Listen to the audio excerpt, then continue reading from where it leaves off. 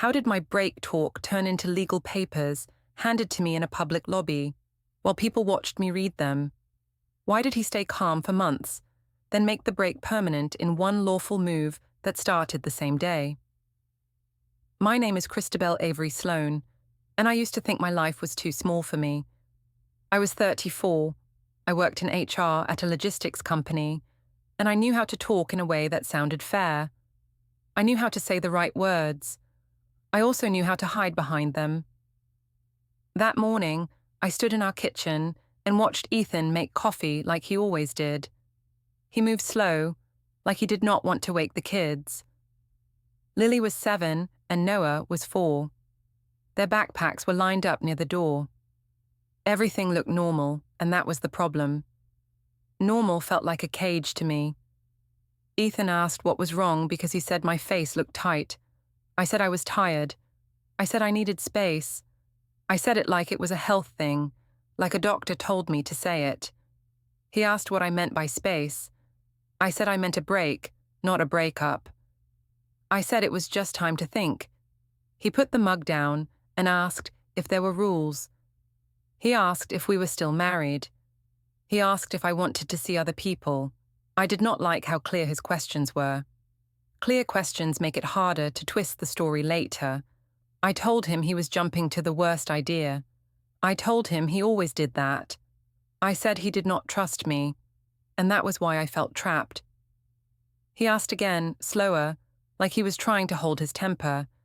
He asked if I wanted to date other people. I said I needed to feel alive again. I said I needed to remember who I was. I did not say yes, but I did not say no. He asked if there was someone else already. My stomach moved like a small wave. I kept my face calm. I said he was being paranoid. I said I had no room to breathe with him watching me like that. I said his jealousy was the real issue. He looked at the floor for a moment. Then he looked back at me. He asked if I was blaming him for my choices. I said I was explaining why I needed the break. I said it was not a punishment. I said it was healthy. In my head, I had a script. I told myself I was being honest. I told myself it was brave to ask for freedom. I told myself he should be thankful I was not just leaving. I told myself I was giving him a chance. Ethan asked what would happen with the kids. He asked who would do school pickup. He asked what they would be told. I said we would keep it calm. I said kids do not need details. I said we would keep routines. I said he was making it complicated on purpose. He asked if I wanted to live somewhere else during the break. I said I just needed a few nights to clear my head. He asked where I would go. I said my sister Tessa had a couch. He asked if he could come with me to talk it through. I said I needed space from him, and he had to respect that if he loved me. That was the kind of line I liked. It made me sound deep. It made him sound selfish if he argued. I walked to the hallway and pulled a small suitcase from the closet. I packed fast. I did not take much, because this was not a real exit. It was a move. Ethan followed me, but he did not touch me or block me. He asked if we could talk without the kids hearing. I said the kids were asleep. He asked if I could wait until the weekend. I said waiting was why I felt stuck. I said he always asked me to wait, and then nothing changed. When I carried the bag down the stairs, Lily's door opened a crack. She looked out with sleepy eyes. She asked where I was going. I said I had to help Aunt Tessa with something. I said it was grown-up stuff. I told her I loved her. She asked if Daddy was coming. I said Daddy was staying because he had work. Ethan stood behind me, quiet. He told Lily good night. His voice sounded normal, and that made me angry, because I wanted him to sound guilty. In the driveway, the morning air felt sharp. Ethan walked with me to my car. He asked if I would come back tomorrow. I said I did not know. I said he needed to learn how to be alone without me fixing his moods. He asked again if there was someone else. I said I could not talk when he attacked me. I said his tone was the reason I needed distance. He nodded once, like he was storing the moment in his head. Then he said he would take the kids to school. He said he would keep things steady. He did not beg. He did not shout. That made me feel like I was losing control of the scene. I drove to Tessa's apartment. She lived above a small bakery, and the hallway always smelled sweet. Tessa opened the door in a robe and asked what happened. I told her Ethan was suffocating me. I told her he had become cold and picky. I told her I needed to explore life before I woke up at 40 feeling dead. Tessa said I deserved fun. She asked if I had someone in mind. I laughed like it was a joke and said I just needed options. While Tessa made tea, I sat on her couch and opened my phone. I downloaded a dating app. I told myself it was not cheating because I had said the word break. I told myself words create reality. I filled out the profile fast, using photos from last summer. I made my smile look easy. I wrote that I liked honesty, which was almost funny. My friend Morgan texted and asked how it went. I said I finally did it. I said I took my power back. Morgan sent laughing emojis and told me men only learn when you scare them. She asked if Ethan cried. I said he acted calm, like he wanted to punish me with silence. Morgan told me to post something later, something classy, so people would know I was strong. I liked that. I liked controlling what people thought. By afternoon, I went back home to get more clothes, because I wanted Ethan to see I could come and go. The house was quiet. The kids were not home yet. I walked into the kitchen and saw 2 mugs on the counter, not one. One was Ethan's, one was mine. They were spaced far apart. It looked like a message. I went upstairs and saw the spare room door half closed. I heard a soft click, like a drawer locking. I paused, but I did not knock. I told myself Ethan was being dramatic, like he always was. Still, I felt a small twist in my chest. On the wall by the hallway, the family calendar was open to the week. There was a new note written in Ethan's neat handwriting. It said a place name and a time, like Riverside 10:30 a.m. I leaned closer to read it, and at that moment Ethan walked in behind me. He asked what I was doing. I said I was checking the kids' schedule. He stepped forward and flipped the calendar page like it was nothing, and his face stayed calm while he did it. When Ethan flipped the calendar page, I felt like he took something from me without touching me. He asked if I was coming back for dinner. I said I was not sure.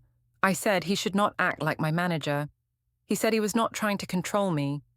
He said he needed to plan for the kids. I told him the kids would be fine if he stopped making everything heavy. I went into our bedroom and grabbed more clothes. I moved fast, like speed could stop guilt. Ethan stayed in the hallway. He did not follow me into the room. He asked if we could set simple rules. He asked if we were seeing other people.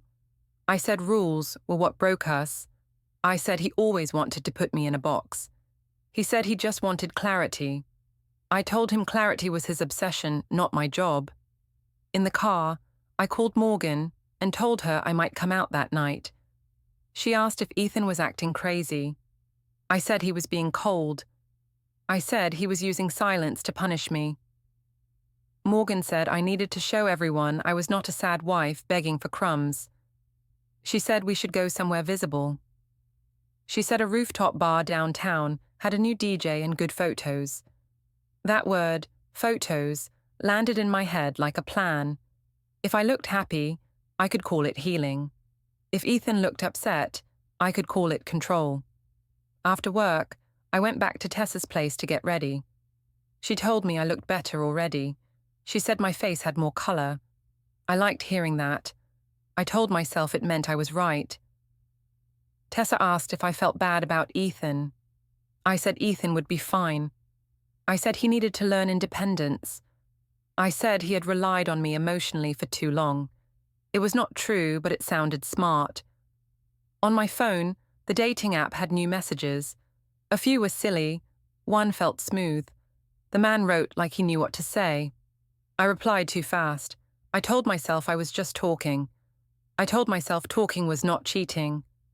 I told myself Ethan pushed me here. Morgan picked me up.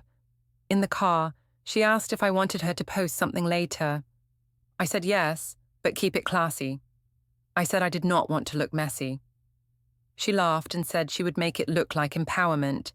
She said people love a woman who chooses herself. I said I was not choosing myself, I was saving myself. Morgan said it was the same thing. The rooftop bar was crowded. The air smelled like perfume and warm food. Music moved through the floor. There were lights on the city behind glass rails. Morgan greeted people like she owned the place. Tessa waved at a group and pulled me into the center of them. She introduced me as if I was starting a new life. Someone asked where Ethan was. I smiled and said we were taking space. I said he had been stressed and it made him sharp at home. I said I needed calm. I let my voice sound tired, like I carried a burden.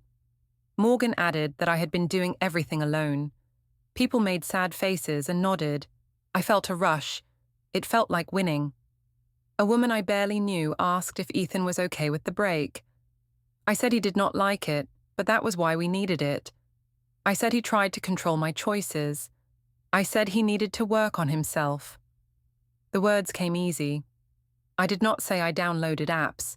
I did not say I liked the attention. Morgan ordered drinks and raised her glass. She said I was brave for speaking up. She said some men only respect you when you walk away. People clinked glasses. I laughed and said I was not walking away, I was just breathing. They laughed too, like it was clever. Later, Morgan pulled me close and asked if I had any new prospects. I showed her my phone. I let her read a message that made my cheeks warm. She made a face and said I should enjoy the break fully. She said if Ethan wanted me back, he would fight. She said men love a challenge. I told her Ethan was stubborn. I said he would act like he did not care. Morgan said that was a tactic. She said I should push harder. I told myself I was not doing anything wrong. I told myself Ethan had years to make me feel special. I told myself he wasted that chance. I told myself this was the only way he would learn. Around 10, my phone buzzed with Ethan's name. I did not answer right away. I wanted him to sit in that feeling. When I finally picked up, I stepped away from the group. Ethan asked where I was. I said I was with Tessa. He asked if I was safe. I said yes. He asked if I was drinking. I said a little, like normal people do. He asked if he needed to pick me up.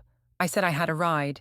His voice stayed even. He said okay, and asked what time I would see the kids tomorrow.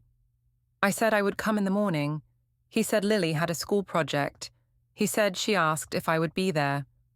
I told him yes, and then I said he should not use the kids to guilt me. He paused and said he was not doing that. He said he was sharing facts. When I walked back to the table, Morgan asked if Ethan was calling to beg. I said he was checking on me like I was a child. Morgan rolled her eyes and said it was control. I nodded because it was easier than facing the real reason he called. Near midnight, I saw Ethan near the entrance. My first thought was that he came to make a scene. Part of me wanted that. A scene would prove my story. But when he stepped closer, he did not glare. He did not shout. He just looked tired. He asked if we could talk outside for a minute. I said we could talk here. I wanted witnesses. He said he did not want a public argument. I said it was not an argument if he stayed calm. He asked if I was dating already. I said he was obsessed. I said he should focus on himself. He asked again, quieter, like it mattered. I said I was taking a break, and he needed to respect my process. Morgan stood up and said Ethan should stop pressuring me. Tessa added that I deserved fun. Ethan looked at them, then looked back at me.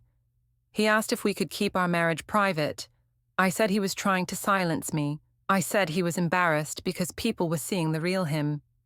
He said he was not embarrassed. He said he was sad. Sad. That word felt like a trick. I told him he was choosing to be sad. I told him he could join me and lighten up. He said he was not there to join. He said he was there because Lily had woken up and asked for me. He said he told her I was out and she cried. He said Noah kept asking why I was not home. I felt heat rise in my neck. I told him he should have handled it. I said I could not be everywhere. I said he needed to stop acting helpless. Ethan nodded once. He said, okay. He said he would take care of the kids. He said he would not keep calling. He said we could talk when I was ready. Then he turned and walked out. Morgan laughed and said he was trying to guilt me. People around us acted awkward for a moment, then the music filled it again. I smiled like it was nothing, but my stomach stayed tight. When I got home late, the house lights were low. The spare room door was closed. I moved quietly, expecting Ethan to meet me and argue. He did not. I went to the kitchen and saw a note. Lily's project was on the table, half finished. Next to it was a small sticky note that said, "Bring forms." I did not know what forms. I told myself it was school papers. I heard a low hum from the spare room, like a shredder running. Then it stopped. A moment later, my phone pinged with a cloud notification that said a file uploaded successfully. I stared at it, then told myself it meant nothing. As I stood there, I heard Ethan's phone vibrate through the wall. I heard him pick it up. I heard his footsteps go toward the back door. Then I heard the door open and close, and his voice outside, low and steady, answering a call he did not want me to hear. The next morning, I woke up on Tessa's couch with my phone in my hand. I had slept in my makeup. My head felt heavy, but my mind felt sharp. I told myself it was proof I needed change. I told myself Ethan was the reason I felt dull. I drove back home before the kids woke up because I wanted to look responsible. The house smelled like toast. Ethan was in the kitchen, packing lunches. He did not ask where I slept. He did not ask who I was with. He just asked if I could take Lily's poster board to school. I said yes, like I was doing him a favor. Lily came in with her hair messy and her eyes still half closed. She asked if I was home again. I said I was always home, even when I was not there. She asked why Daddy slept in the spare room. I said Daddy needed quiet because he was stressed. I said grown-ups sometimes need space, and it was normal. Ethan looked at me for a second, then looked back at the lunch bags. He did not correct me. That felt like permission. In the car line at school, Ethan asked if we could talk later about schedules. I said schedules were not romance. I said he was making the marriage a checklist. He said it was not about romance. He said it was about the kids knowing what to expect. I told him he was turning everything into a problem. He said he was turning it into a plan. The word plan stuck in my head. At work, Morgan was waiting at my desk. She asked how the night ended. I said Ethan showed up like a jealous guard. I said he tried to embarrass me. Morgan made a face and said he was scared of losing me. I liked hearing that. I told her he should be scared, because I was not a prize he could hide on a shelf. Morgan asked if I had met anyone yet. I said I had options. I said I was not rushing. I acted calm, but I wanted to feel chosen. I wanted the rush of someone wanting me for me, not for the life I had built with Ethan. At lunch, I went out and sat in my car to scroll the dating app. A message popped up from Derek Harlan, the fitness coach from the gym near my office. I had met him weeks ago when I joined a confidence challenge. He always said the right words. He wrote that he hoped I was doing okay. He wrote that I deserved to be seen. I replied too fast. That evening, I went to the gym instead of going home. I told Ethan I had to cover a late HR issue. He asked what kind of issue. I said a complaint meeting ran long. He said okay. He did not argue. He just said Lily had reading night and Noah wanted me to help with bath time. I said I would try. I did not. The gym lobby smelled like lemon cleaner. Derek stood near the smoothie counter, like he belonged there. He asked how my day was. I said my husband was difficult. I said he did not understand what I needed. Derek said some men only listen when they feel the loss. I said I was not trying to punish Ethan. Derek said it was not punishment if it was truth. I liked that line. It made me feel clean. We sat on a bench near the lockers, and Derek asked what my break meant. I said it meant I was free to explore. I did not say Ethan never agreed. Derek asked if Ethan knew I was talking to people. I said Ethan knew I needed space. Derek said I was brave. He said most women stay stuck because they fear being called selfish. I said I was tired of being the nice wife. When Derek leaned closer, I felt my heart move. It was not love, it was attention. I told myself attention was what Ethan had stopped giving me. I told myself I had asked for it nicely and got nothing. I told myself I earned this. Derek asked if I wanted to grab a drink somewhere quiet after the gym. I said yes. I said it was harmless. I said it was only a conversation. In my mind, I kept repeating that word, conversation, like it could protect me. We went to a small cafe near the gym. The place was bright and smelled like cinnamon. Derek asked about my marriage. I told him Ethan was cold and controlling. I said Ethan acted like a victim when I asked for basic respect. Derek said he hated men who use guilt to keep women. I nodded like I had evidence, but I had only feelings and stories I kept rewriting. Derek asked if I ever thought Ethan might leave. I laughed and said Ethan would never leave. I said he was too proud to admit failure. I said he needed me to look stable. Derek smiled and said, "Pride breaks fast when paper enters the picture." I asked what he meant. He said he had seen divorces get ugly. He said I should protect myself. I said I had nothing to protect because I was not doing anything wrong. When I got home late, the kids were asleep.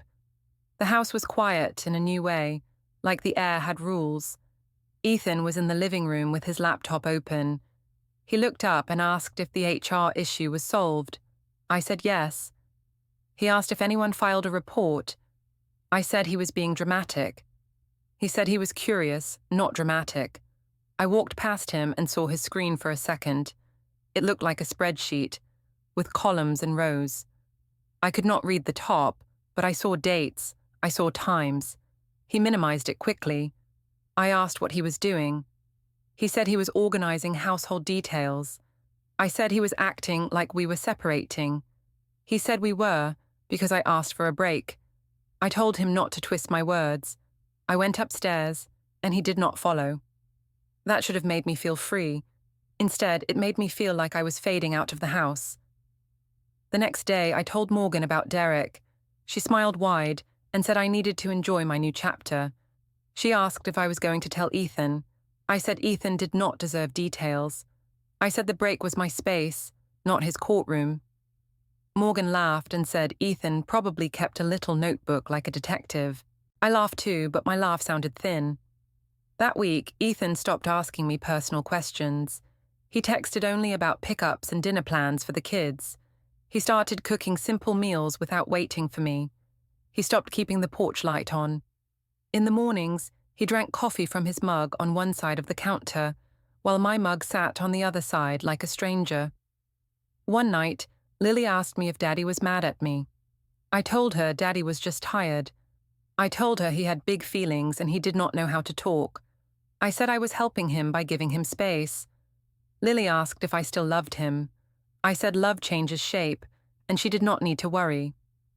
She nodded, but her face did not relax. On Friday, I came home early and heard a printer spit a page somewhere upstairs. Then I heard the sound of a drawer closing, slow and careful. I paused in the hallway, holding my purse strap. I told myself it was work stuff again. I told myself Ethan was too boring to plan anything serious. Still, when I walked past the spare room, I smelled toner in the air, and I saw the door handle turn a little, like it had been held shut from inside.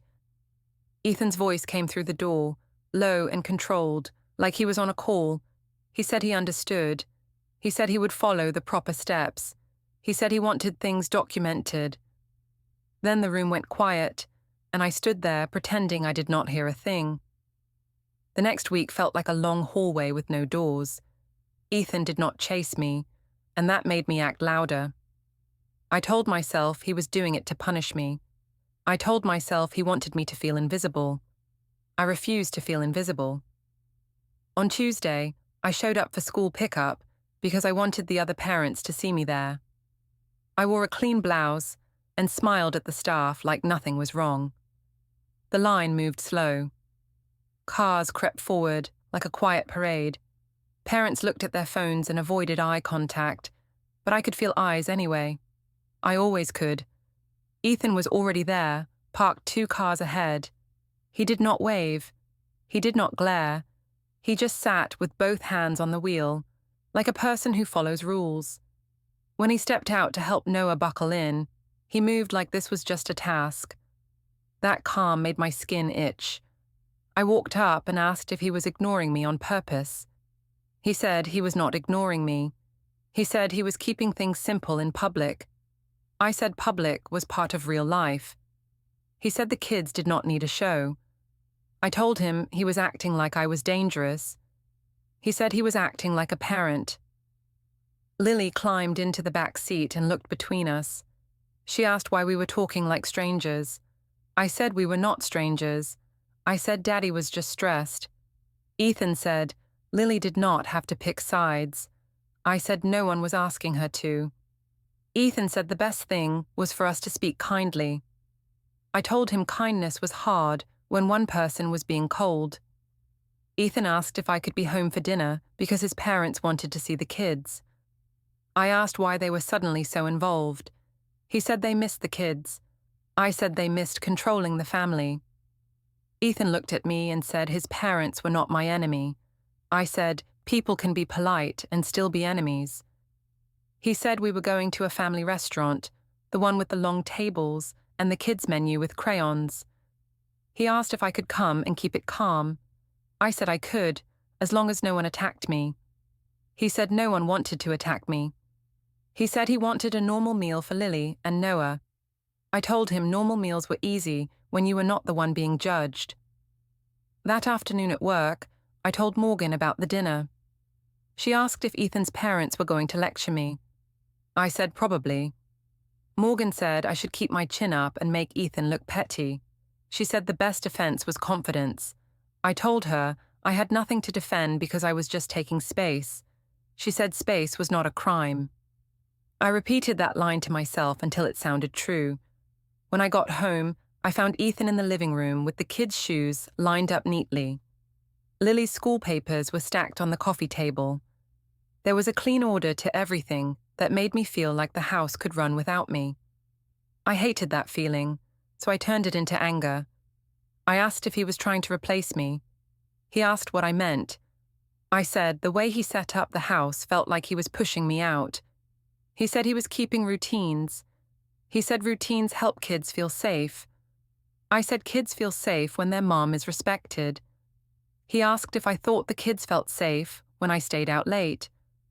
I told him he was using the kids again. He said he was naming reality again. On the drive to the restaurant, the kids chatted in the back. Noah sang part of a song and laughed when he forgot the words. Lily asked if we were all eating together like before. Ethan said yes. Tonight we were. I said yes. Tonight we were. I tried to make my voice sound warm, like I was the center holding it all together. The restaurant was bright and loud. Plates clinked. A sports game played on a screen in the corner. Ethan's parents were already there, sitting at a long table booth. Marilyn stood up when she saw the kids and hugged them tight. Russell smiled and patted Noah's head. They were polite to me, but their eyes did not soften. Marilyn asked how I was doing. I said I was doing okay. I said I was taking time for myself. Marilyn asked what that meant. I said it meant I was working on my mental health. I said I needed space from pressure. Marilyn asked if Ethan was pressuring me. I said Ethan was not easy to live with. I said he got controlling. Ethan's jaw moved once, like he wanted to speak, but he did not. Russell asked if the kids were sleeping well. Ethan said Lily had been waking up once at night. He said Noah asked for me at bath time. I laughed lightly and said kids do that sometimes. Marilyn asked how often I was home for bedtime. I felt my cheeks heat. I said I was home enough. Marilyn said she was not trying to criticize. She said she wanted stability for Lily and Noah. I said stability was not only about time, it was about the mood in the house. I said Ethan's mood had been heavy for months. Ethan looked at his water glass and asked me, in a calm voice, to keep adult topics away from the kids. I said I was not the one bringing it up. Marilyn said she asked because she cared. I said caring can still feel like judgment. Tessa arrived late and slid into the booth beside me. She asked what she missed. I said nothing, just questions. Tessa told Marilyn that I was brave for speaking up. She said women get tired of being emotional workers. Marilyn said she respected women, and she also respected marriage. She said honesty mattered. I said I was being honest. Marilyn asked if honesty included dating other people. The question landed in the middle of the table like a dropped fork. I smiled and said she was making assumptions. I said a break was not the same as cheating. Russell asked what a break meant in our home. Ethan said he did not agree to an open marriage. He said he heard me say I wanted to date. He said he did not consent to that. I felt anger rise because he used a firm word, consent, like he was building a case. I told myself he was being dramatic. I said Ethan was twisting my words. I said I asked for space because he was emotionally distant. I said he had left me alone in the marriage long before I asked for a break. Marilyn asked Ethan if that was true. Ethan said he had made mistakes, but he had not abandoned his family. He said he worked, came home, helped with bedtime, and tried to talk. He said he asked for counseling before. He said I refused. I told him he was lying. He said he had the email he sent. I told him bringing up emails at dinner was childish. The kids colored on the menu, but Lily stopped and looked up. She asked why everyone sounded mad. Marilyn told Lily no one was mad at her. Ethan told Lily she was safe and loved. I said yes, safe and loved. I hated that he sounded steady and I sounded like an echo. When the food came, I tried to lighten it. I asked Noah about his class. I asked Lily about her project. Ethan answered politely when the kids spoke to him. He did not cut me off. He did not interrupt. He just stayed calm, like he had a line he would not cross. After dinner, Marilyn asked if she could pick the kids up from school on Thursdays for a while. Ethan said that could help. I said that was not necessary. Marilyn said it could support the kids if things were changing. I said nothing was changing. Ethan looked at me and said gently that things were changing because I started living somewhere else some nights. I told him I was not living somewhere else. He said then he needed a clear schedule so the kids would not wait at the window. I said he was exaggerating. He said Lily waited 2 nights in a row. Outside the restaurant, the air was cold and the parking lot lights made everything look harsh. Tessa pulled me aside and asked if I was sure about Derek. I asked why she said his name. She said she saw a gym text pop up on my phone when I paid the bill. She asked if I was already crossing lines. I said she was snooping. She said she was worried. I told her she was switching sides. She said there should not be sides when kids were involved. On the drive home, Ethan kept both hands on the wheel again. He did not look at me much. He asked if we could agree on one thing, that we would not fight in front of the kids. I said I was not fighting, I was defending myself. He said defending myself did not have to be loud. I said he only liked quiet because quiet helps him control the story. At home, the kids ran inside. Noah asked for a snack. Lily went straight to her room without a word. Ethan went to the spare room. I followed him to the hallway and asked if he was going to punish me by sleeping apart forever. He said it was not punishment. He said it was a boundary. I said he was acting like I was the problem. He said he was acting like he needed structure. The spare room door was partly open, and I saw a stack of folders on a small desk. The labels were simple, like household and utilities. There was a new key on his keyring when he set it down. I asked what the key was for. He said it was for storage. I asked what he needed storage for. He said he was organizing. I stepped closer, and I heard a soft beep from his phone, like a recording starting or stopping. I asked what he was doing. He said he was making notes so he would not forget details. I told him it was creepy. He said he was being careful. He said he wanted to handle things in a proper way, without drama. I stood there, feeling a sudden chill in my stomach, and I told myself he was bluffing because I could not accept anything else. The week after that dinner, I started to feel a new kind of fear. It was not fear of Ethan yelling or slamming doors. He did none of that. It was fear of him not needing me. He moved through the house like a person who already knew the ending. I decided I would pull him back. Not with an apology, because apologies make you small. I would pull him back with warmth, with a soft voice, with hints that I was coming home. I told myself that was generous. I told myself he should be grateful. On Thursday evening, I took the kids to the supermarket because I wanted to look like a normal mum again. Lily held the list, and Noah pushed the small cart and bumped his own shoes. I smiled at them too hard. I kept checking my phone, waiting for Ethan to text something emotional. He only sent one message about Noah's allergy medicine. It was short. It had no feeling in it. At the checkout, I tapped the shared card like always. The screen flashed and beeped. The cashier tried again. The same beep came back, louder in my head than in the store. The cashier said the card did not go through. People behind me shifted. Lily stared at the candy rack like she wanted to disappear into it. I laughed and said the machine was picky. I tried again. It failed again. My neck got hot. I pulled out my own card to cover it, but the point had already landed. Ethan had done something, not illegal, not dramatic, just careful. In the parking lot, I opened my phone and called Ethan. He answered fast, but his voice stayed flat. I asked why the card declined. He said he changed the limits for now. He said it was not punishment. He said it was budget safety. I said he was controlling me. He said he was controlling spending because we were unstable. I said we were not unstable. He said our relationship was unstable, so money had to be stable. I told him he was petty.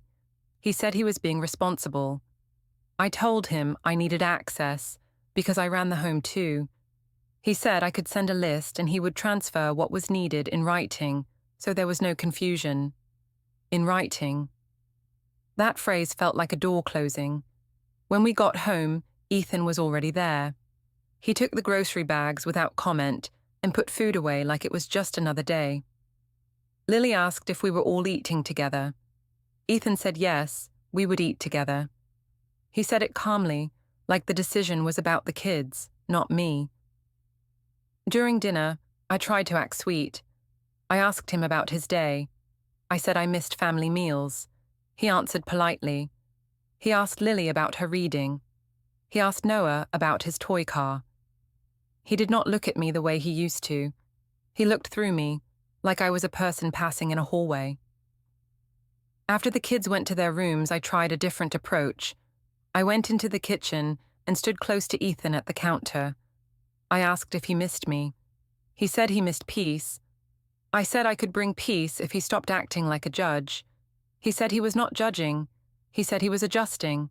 I told him I was thinking about ending the break soon. I waited for him to react. He did not. He asked what ending the break meant to me. I said it meant we could start fresh. He asked if starting fresh included honesty. I said honesty was hard when he made me feel unsafe to speak. He asked what unsafe meant. I said unsafe meant he used my words against me. He said he used facts, not feelings. I told him he was proving my point. Then I tried to bait him. I told him he was weak for letting me walk away. I said a real man would fight. I said he did not love me enough to try. I expected anger. I expected him to raise his voice. I expected a mistake I could hold up like a trophy. Ethan did not take it. He said he would not fight in front of the kids or behind their backs. He said love was not yelling. He said love was doing the right thing even when it hurt. That made me furious because he sounded like the good person in my own story. I told him he was acting holy. He asked me to stop insulting him. He said he would only talk if we spoke respectfully. I said respect should be earned. I said I had carried the emotional weight for years. I said I deserved freedom now. He said freedom and marriage did not fit together the way I wanted them to. The next morning, I tried again, but in public. I texted him a picture of the kids at breakfast and wrote that we looked good together. I expected him to reply with a heart, or at least a soft sentence. He replied that Lily had art club at 3 and Noah had a checkup next week. It was like talking to a calendar. At work, Morgan told me I should make Ethan jealous. She said men wake up when they feel replaceable. I said I did not need games. Then I told her about Derek anyway. Morgan grinned and said I should post a gym selfie, something accidental. I said I did not want to look messy, but I liked the idea. I liked power, even cheap power. That night, I came home early on purpose. I wanted Ethan to see me trying. The house was quiet. I heard the dryer running. I walked toward the spare room and saw the door slightly open. On the desk, there was a clean stack of folders again. I saw a small USB drive near the edge. It had a date written on it in black marker. I reached for it, but Ethan appeared behind me. He asked what I was doing. I said I was looking for a pen. He said the pens were in the kitchen drawer. I said I was just curious what he kept hiding. He said he was not hiding anything, he was organizing. I asked why he needed a dated USB. He said it was for storage. I asked storage of what? He said household records. I stepped closer and tried to look past him. He shifted his body just a little, not touching me, not blocking me in a way that would look bad, but blocking me anyway. I felt the sting of how careful he was being. He asked me to stop going into his space. I said the whole house was our space. He said not right now. I followed him to the hallway and asked if he was planning to leave me. He said he was planning to protect the kids. I said I was their mother, not a threat. He said he was not calling me a threat. He said he was calling the situation unstable. I said he was making it unstable by acting like this. I tried one last twist.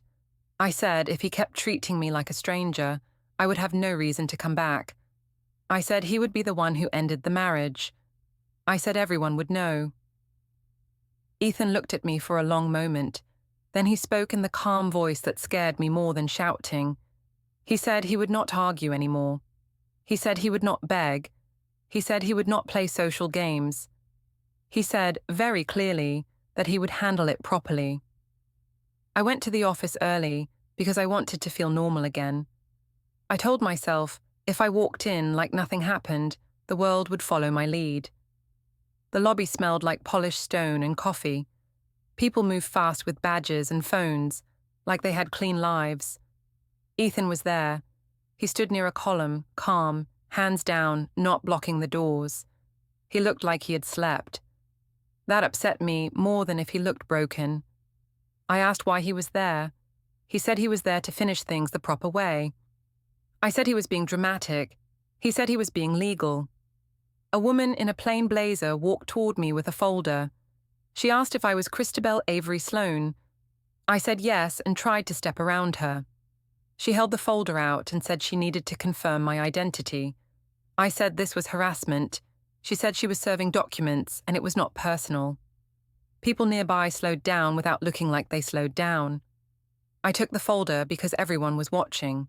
The first page said my name and Ethan's name. It said marriage. It said petition. It said temporary orders. My mouth went dry. I looked at Ethan and asked if he really did this in public. He said he did not choose the lobby for drama. He said he chose it because it was the safest, cleanest way to deliver it. I flipped pages with shaking hands. It said, we could not move money around without notice. It said, the house use would be defined for now. It said a temporary parenting schedule started immediately. It listed days and times. It listed exchange rules. It said communication should be written and only about the children. It said there would be a near-term hearing date. I laughed once, sharp, and told him he was punishing me because I asked for space. He said he was not punishing me. He said I asked for a break to date other people, and he made the break permanent. He said he had records of my late nights, my posts, and my lies about work. He said he would not argue about feelings anymore. I said he was trying to make me look like a bad mother. He said the schedule was about stability, not blame. He said Lily and Noah needed predictable mornings and nights. He said his mother would handle pickups on his work days, and the plan was already set. My phone buzzed with a school message about early pickup. At the same time, Ethan texted me one line with a time and a location for the kids, matching the paper in my hands. Then security asked me to step aside because I was blocking the path, and I stood there holding the folder like it weighed more than my whole life.